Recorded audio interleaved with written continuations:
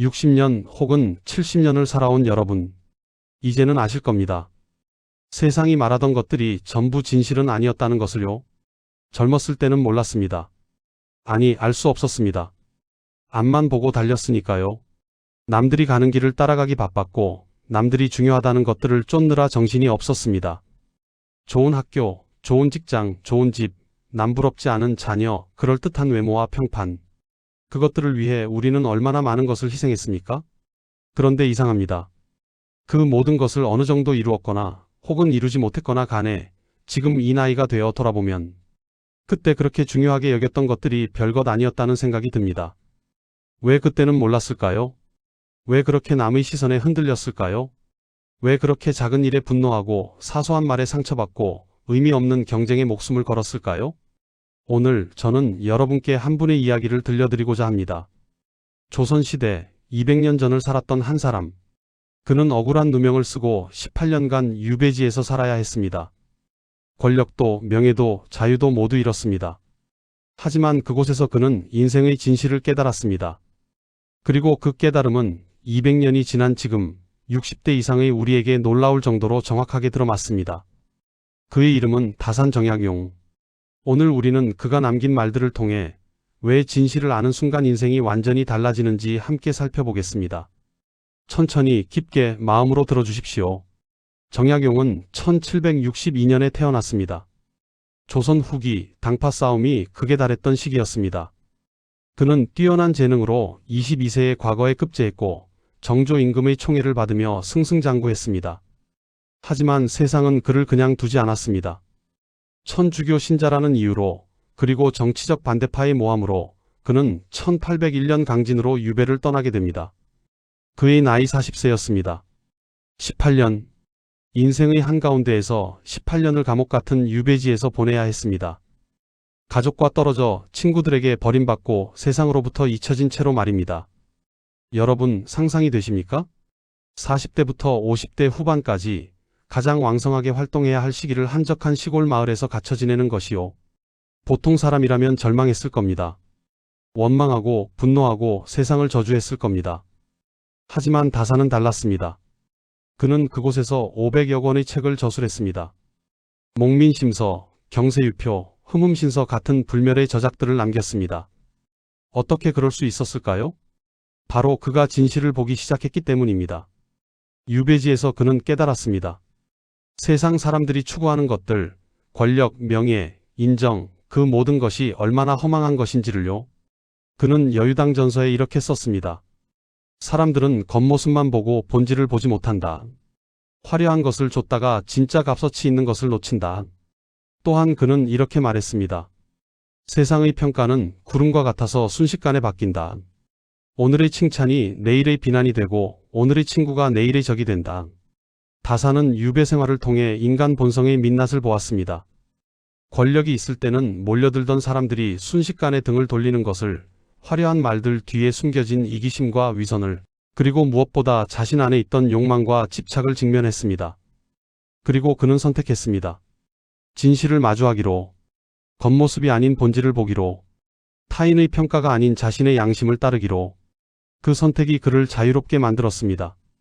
육체는 유배지에 갇혀 있었지만 그의 마음은 그 어느 때보다 자유로웠습니다. 이것이 다산이 우리에게 전하는 첫 번째 메시지입니다.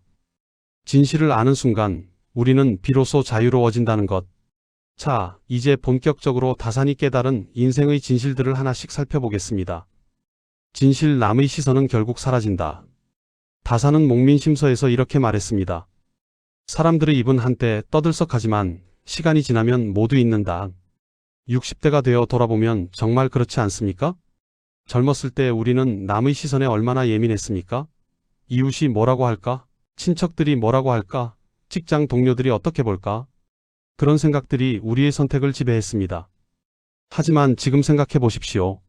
그때 그렇게 신경 쓰던 사람들, 지금 어디 있습니까? 연락하고 지내는 사람이 몇이나 됩니까?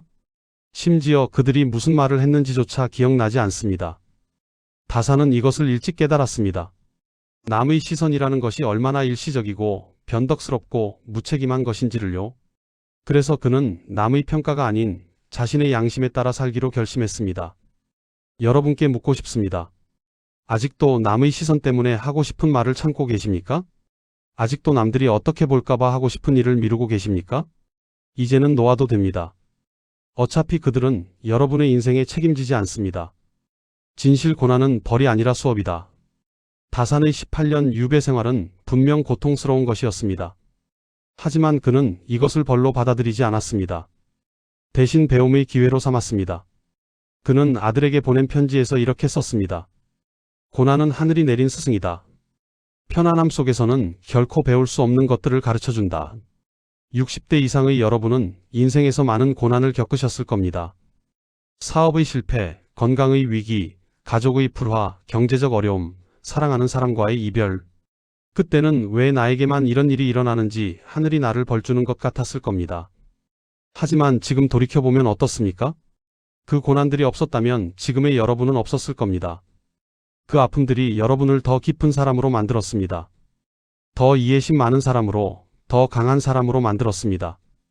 다산은 고난을 원망하는 대신 그것이 자신에게 무엇을 가르치려 하는지 귀 기울였습니다.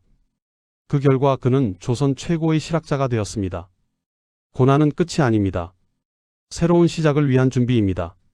진실 사람은 끝까지 곁에 남지 않는다.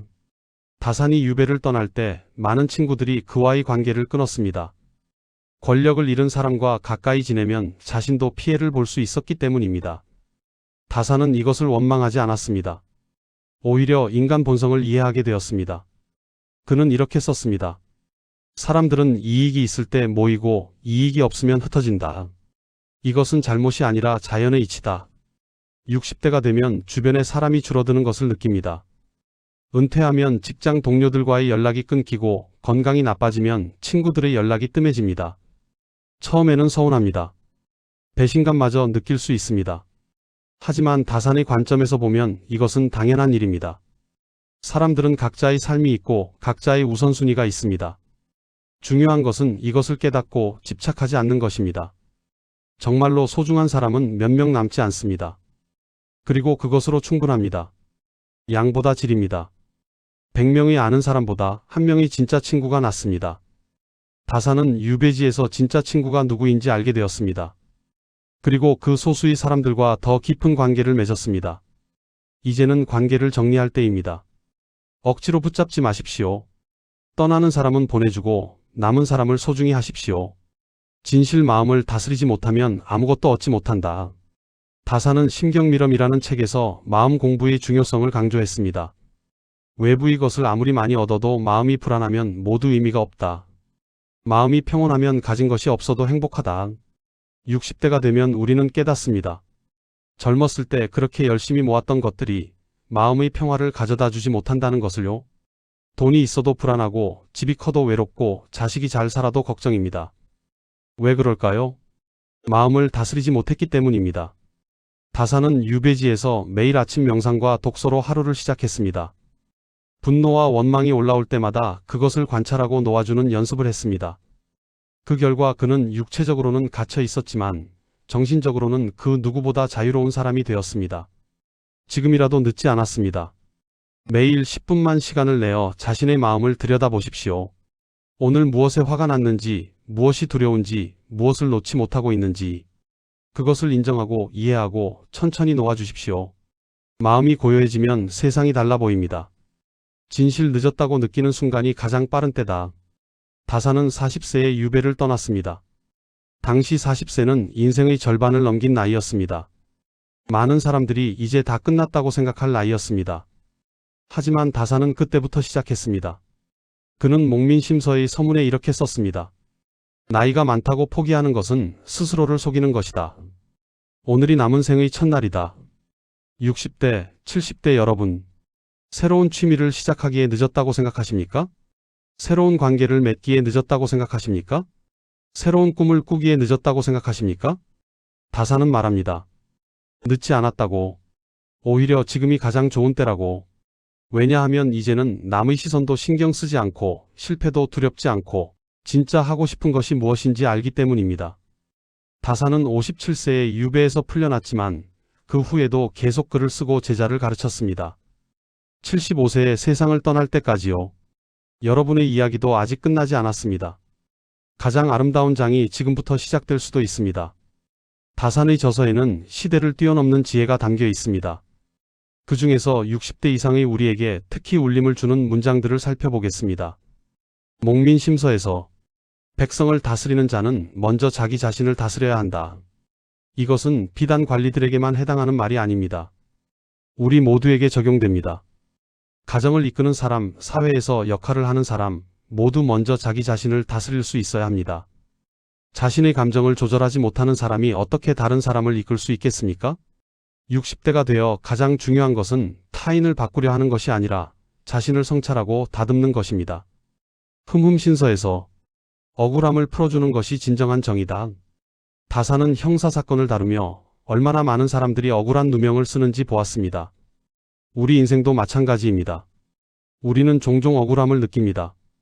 부당한 대우를 받았다고 생각합니다. 하지만 다산은 말합니다. 억울함에 갇혀 살지 말고 스스로 그것을 풀어주라고. 용서는 상대를 위한 것이 아닙니다. 나 자신을 자유롭게 하기 위한 것입니다. 여유당전서에서 인생은 짧고 배울 것은 많다. 하루를 헛되이 보내지 말라.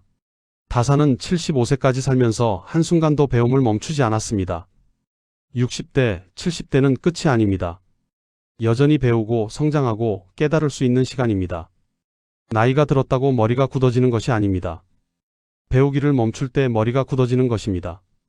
지금도 새로운 것을 배우십시오. 책을 읽고 사람을 만나고 새로운 경험을 하십시오. 60대 이후 인생에서 진실을 아는 순간 바뀌는 것들. 진실을 알게 되면 우리 삶에는 구체적으로 어떤 변화가 일어날까요? 첫째, 관계가 가벼워집니다.